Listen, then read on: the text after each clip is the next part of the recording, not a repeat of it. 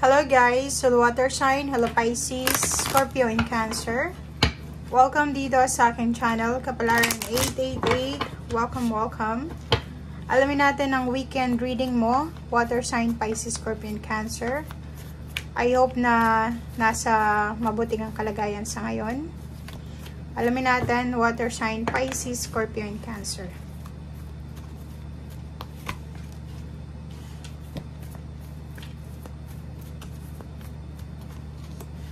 Okay. Water sign, Pisces, Scorpio, and Cancer. Pag-comment sa comment section if you are resonated. This weekend, so weekend ito, ngayon is April 5, so April 6 and 7. Sinasabi ng Barase, may 3333 ka na sa tamang direksyon, na may selebrasyon na posibleng sineselebrate kayo ngayon. Unang-una may community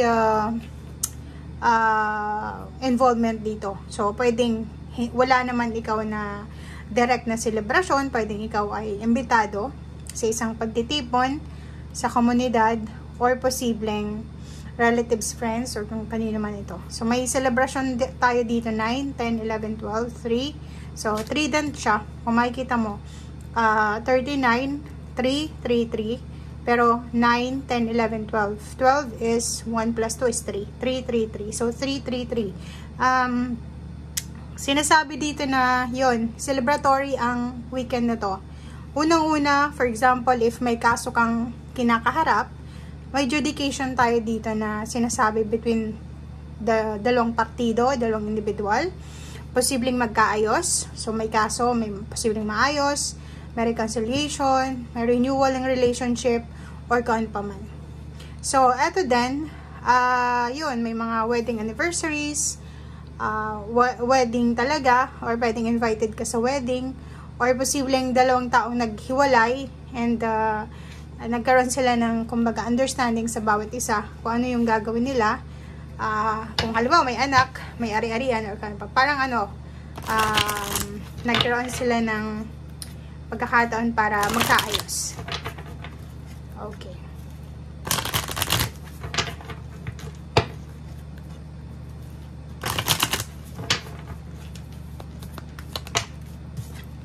Okay, so wait for winter. Atong card na to is parang sinasabi sa'yo dito, water sign, Pisces, Scorpio, and Cancer, na if nagmamadali ka sa manifestation mo this weekend, huwag kang masyadong mag-panic, 'di ba? Huwag kang maging impatient kasi as long as na yung intention mo daw is clean and maganda, huwag kang magmamadali. Okay?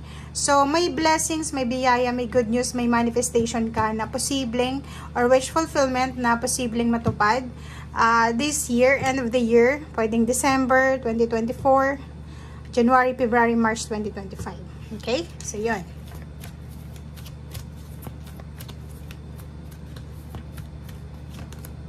Okay, shine from within. Wow. So, dito sa barang to, this weekend daw, it's a time for self-acceptance. And yung i-reveal mo kung ano talaga yung nararamdaman mo or kung ano talaga ang gusto mo sa buhay. So, yun. Be true to yourself. Be true to your emotion, to your action. Kung ano yung nararamdaman mo, gawin mo. Kung ano yung gusto mo, gawin mo. Kung ano yung ayaw mo, ayaw mo. Huwag mong pilitin ang sarili mo. Okay?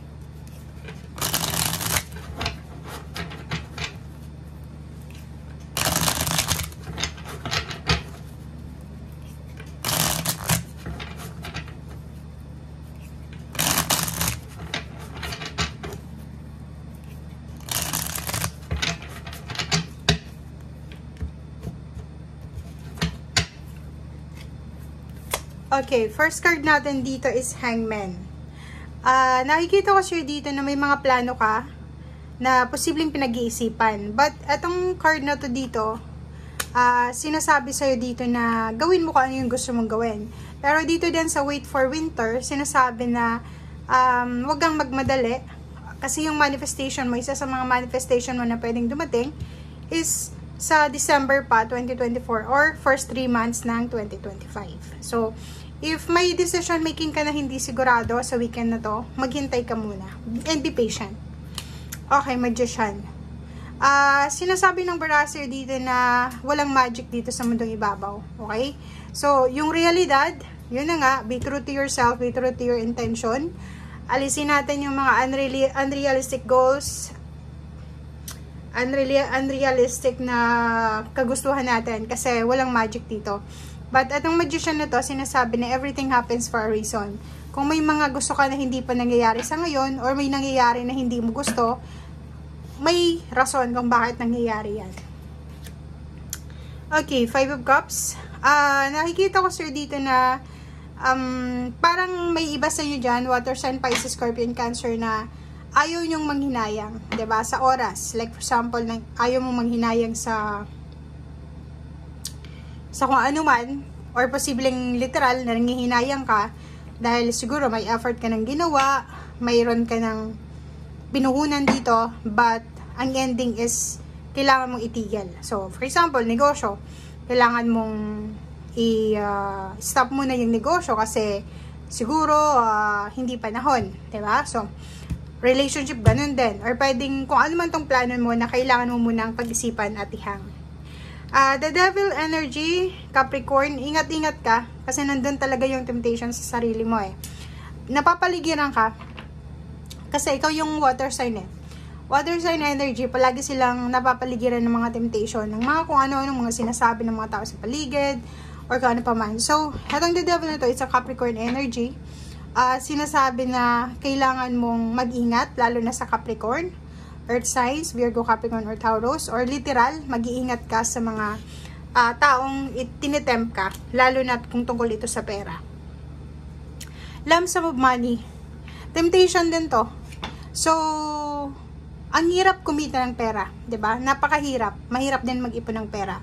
If ever may 10 of Pentacles ka, may lump sum of money ka, may ipon ka sa bangko, may darating na pera this month, or yung kung ano man to, na lump sum or victory and success.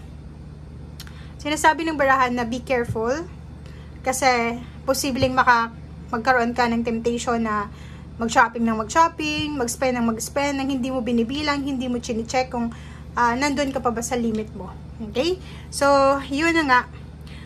Ingat-ingat tayo dahil minsan sa sobrang saya natin, sa sobrang excited natin, nakakapaggastos tayo ng mga gastusin na hindi naman kailangan. So, this weekend, kahit sabihin natin na may celebration, may kasalan, birthday celebration, or kung ano man na happenings ito, make sure na maging, kumbaga, stable pa rin yung mindset natin tungkol sa pera.